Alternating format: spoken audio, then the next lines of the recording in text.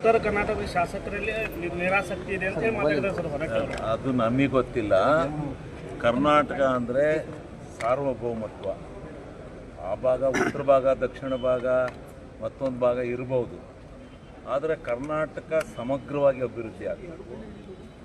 ಕರ್ನಾಟಕದಲ್ಲಿ ಇರ್ತಕ್ಕಂಥ ಎಲ್ಲ ಜ್ವಲಂತ ಸಮಸ್ಯೆಗಳ ಬಗ್ಗೆ ಚರ್ಚೆ ಆಗಬೇಕು. ಬೆಂಗಳೂರಿನಲ್ಲಿ ಉತ್ತರ ಕರ್ನಾಟಕದಾದರೂ ಕೂಡ ಹೆಚ್ಚಿಗೆ ದಕ್ಷಿಣ ಕರ್ನಾಟಕದ್ದು ಅಲ್ಲೂ ಉತ್ತರ ಕರ್ನಾಟಕದ ಶಾಸಕರು ಬಹಳ ಮಟ್ಟಿಗೆ ಸರ್ಕಾರನ ಗಮನ ಸೆಳೀತಾರೆ. ಇಲ್ಲೂ ನಾವು ಸದ್ಯ ಆ ಚರ್ಚೆನ ಮಾಡಿ ಎಲ್ಲರ ವಿಚಾರ ಚರ್ಚೆ ನಾವಂತೂ ಮಾಡಕ್ಕೆ ರೆಡಿ ಇದ್ದೀವಿ. ಕೊಡಿ ಉತ್ತರ ಕರ್ನಾಟಕಕ್ಕೆ ಇನ್ನೂ ಸವಲತ್ತು ಕೊಡಿ. ಏನು 2 ಮಹಾ ಯೋಜನೆಗಳಿದ್ದಾವೆ. ಈ ಉತ್ತರ ಕರ್ನಾಟಕ ಸಮಗ್ರ ಅಭಿವೃದ್ಧಿ ಆಗಲೇಬೇಕು ಅನ್ನೋದಾದರೆ, ಒಂದು ಕೃಷ್ಣಾ ನದಿ 5 ಅಡಿ ಎತ್ತರಿಸಿ ಅಲ್ಲಿ ಲಕ್ಷಾಂತರ ಎಕರೆಗೆ ನೀರು ಉಣಿಸ್ತಕ್ಕಂಥ ಕೆಲಸವನ್ನು ಮಾಡಲೇಬೇಕಾಗಿದೆ. ಅದಕ್ಕೆ ಕೇಂದ್ರ ಸರ್ಕಾರ ರಾಷ್ಟ್ರೀಯ ಯೋಜನೆಯಲ್ಲಿ ಅದನ್ನು ಸೇರಿಸಿ ಆ ರಾಷ್ಟ್ರೀಯ ಯೋಜನೆಯಲ್ಲಿ ಆ ಕೆಲಸನ ಕೈಗೆತ್ತಿಯಬೇಕು ಅಂತ ಒತ್ತಾಯ ಮಾಡ್ತಾರೆ. ಸರಿ, ಉತ್ತರ ಕರ್ನಾಟಕಕ್ಕೆ ಅನ್ಯಾಯ ಆಗ್ತಾ ಇದೆ. ಕಳಸಾ ಬಂಡೂರಿಗೆ ಅನುಮತಿ ಕೊಟ್ಟು ಕಳಸಾ ಬಂಡೂರಿನೂ ಕೂಡಲೇ ರಾಷ್ಟ್ರೀಯ ಯೋಜನೆಯಲ್ಲಿ ಸೇರಿಸಿ ಆ ಕೆಲಸನೂ ಕೈಗೆತ್ತಿಕೊಳ್ಳಕ್ಕೆ ಇವೆಲ್ಲವೂ ಕೇಂದ್ರ ಸರ್ಕಾರದ ಮಲ್ತಾಯಿ ಧೋರಣೆಯಿಂದ ನಿಂತಿರ್ತಕ್ಕಂಥ ಯೋಜನೆಗಳಿವು. ಅವರಿಗೆ ಆತ್ಮಗೌರವ ಇದ್ದರೆ, ಉತ್ತರ ಕರ್ನಾಟಕದ ಮೇಲೆ ಕಾಳಜಿ ಇದ್ದರೆ, ಅಭಿಮಾನ ಇದ್ದರೆ, ಈ 2 ಯೋಜನೆಗಳಿಗೆ ಮೊದಲು ಅನುಮೋದನೆ ಕೊಟ್ಟು ರಾಷ್ಟ್ರೀಯ ಯೋಜನೆಯಲ್ಲಿ ಸೇರಿಸಿ ಹಣ ಬಿಡುಗಡೆ ಮಾಡಿ 2 ನೀರಾವರಿನ ತಂದು ಕೊಟ್ಟರೆ ಉತ್ತರ ಕರ್ನಾಟಕ ಅಭಿವೃದ್ಧಿ ಆಗುತ್ತೆ.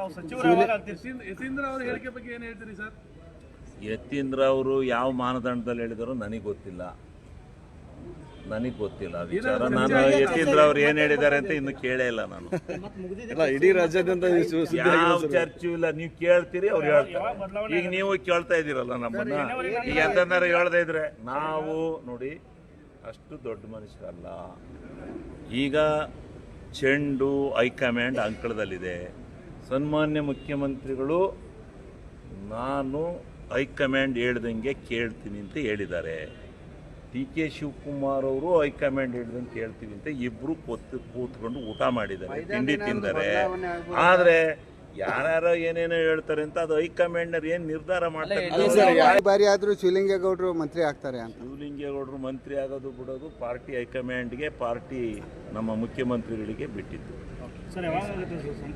ಮುಖ್ಯಮಂತ್ರಿಗಳು ಉಪಮುಖ್ಯಮಂತ್ರಿಗಳು ಸೇರಿ ಅವ್ರು ತೀರ್ಮಾನ ಮಾಡ್ತಾರೆ. ಹೈಕಮಾಂಡ್ ತೀರ್ಮಾನ ಮಾಡ್ತಾರೆ. ಅಧಿಕಾರ ಹಸ್ತಾಂತರದ ಅಗ್ರಿಮೆಂಟ್ ಏನಾಗಿತ್ತಲ್ಲ ಸರ್, ಅದು ನಿಜಾನಾ ಸರ್? ಏನು ನಮಗೆ ಗೊತ್ತು. ತಾವು CLP ಮೀಟಿಂಗ್ ಇಲ್ಲ, ನಾವು ಯಾವ ಮೀಟಿಂಗಲ್ಲಿ ಇದ್ರೂ ನಮ್ಗೆ ಅವೆಲ್ಲ ಅಷ್ಟು ದೊಡ್ಡ ಕೆಲಸಕ್ಕೆ ನಾವು ಹೋಗಲ್ಲ. ಕೇಂದ್ರ ಸರ್ಕಾರದಲ್ಲಿ ಕರ್ನಾಟಕ ರಾಜ್ಯಕ್ಕೆ ಏನೇನು ಮೋಸ ಮಾಡ್ಯಾರ ಅನ್ನೋದನ್ನು ಅಂಶಗಳನ್ನ ಇಟ್ಟು ಚರ್ಚೆ ಮಾಡ್ತೀವಿ. ನಾವು ಹೋದ್ ಸರಿ ನಾನು ವೈಟ್ ಪೇಪರ್ ಡಿಮ್ಯಾಂಡ್ ಮಾಡಲಲ್ವಾ, ಏನು ಮಾಡಿದೆ ಕರ್ನಾಟಕ ರಾಜ್ಯಕ್ಕೆ ಅನ್ಯಾಯನ, ಯಾವ್ಯಾವ ಭಾಗದಲ್ಲಿ ಮಾಡಿದಿರಿ, ಯಾವ್ಯಾವ ಯೋಜನೆಯಲ್ಲಿ ಮಾಡಿದಿರಿ, ಏನೇನರಲ್ಲಿ ಮಾಡಿದಿರಿ, ಯಾವ್ಯಾವ ಎಷ್ಟು 1000 ಕೋಟಿ ಕೊಡಬೇಕು, 8,000 ಕೋಟಿ ಕೊಡಬೇಕು, ಎಲ್ಲನೂ ಮಾಡೋಣ. ಈಗ ಹೋಗ್ಬಿಟ್ಟು GST ಕಡಿಮೆ ಮಾಡಿಬಿಟ್ರಲ್ಲ, ಅದರಿಂದ ಹೊಡೆತ ಯಾರಿಗೆ? 2,09,000 ಕೋಟಿ ಬಜೆಟ್ ಮಾಡ್ಕೊಂಡು ನಾವು ಕೂತಾಗ ಮಧ್ಯದಲ್ಲಿ GST ಕಡಿಮೆ ಮಾಡಿದ್ವಿ. ಒಪ್ಕೊಳ್ಳೋಣ, ಜನಕ್ಕೆ ಕಡಿಮೆ ಮಾಡಬಾರ್ದು ಅಂತ ನಾವು ಹೇಳಲ್ಲ. ಆದರೆ ಸೆಸ್ ಹಾಕಿದ್ರಲ್ಲ, ಆ ಸೆಸ್ ತುಂಬಿ ಕೊಡಿ, ನಮಗೂ ಸೆಸ್ಸ ಸರ್ಚಾರ್ಜ್ ಕೊಡ್ತಾಯಿದ್ದೀರ ನಮಗೆ ಸೆಸ್ಸು ಸರ್ಚಾರ್ಜ. 2,75,000 ಕೋಟಿ ಕರ್ನಾಟಕ ರಾಜ್ಯದಿಂದ ನೀವು ಇಲ್ಲಿಂದ ಆದಾಯ ತೊಗೊಂಡೋಗ್ಬಿಟ್ಟು ಏನು ಕೊಡ್ತಾಯಿದ್ದೀರಿ? ನಮಗೆ ಏನು ಕೊಡ್ತಾಯಿದ್ದೀರಿ? ಅದು ಚರ್ಚೆ ಆಗಲಿ, ಫಸ್ಟು ಬರಲಿ, ಚರ್ಚೆಗೆ ಬರ್ತೀವಿ. ನಾವು ಮಾಡ್ತೀವಿ. ಅವಿಶ್ವಾಸ ತಗೊಂಬರಕ್ಕೆ ಹೇಳಿ, ಕರ್ನಾಟಕ ರಾಜ್ಯದ ಜನಕ್ಕೆ ತಿಳಿಸ್ತೀವಿ ಎಲ್ಲಾನು. ಸರ್, ಈಗ ಬೆಳಗಾವಿಯಲ್ಲಿ ಅಧಿವೇಶನ ಆಗ್ತಾ ಇದೆ. ಶಿವಲಿಂಗೇಗೌಡರು ಉತ್ತರ ಕರ್ನಾಟಕದ ಅಭಿವೃದ್ಧಿ ಬಗ್ಗೆ ಧ್ವನಿ ಎತ್ತಬೇಕು ಎತ್ತೀವಿ. ಕರ್ನಾಟಕ ಅಂದರೆ ಸರ್ವ ಕರ್ನಾಟಕ ಸಮಗ್ರವಾಗಿ ಆಗಬೇಕು.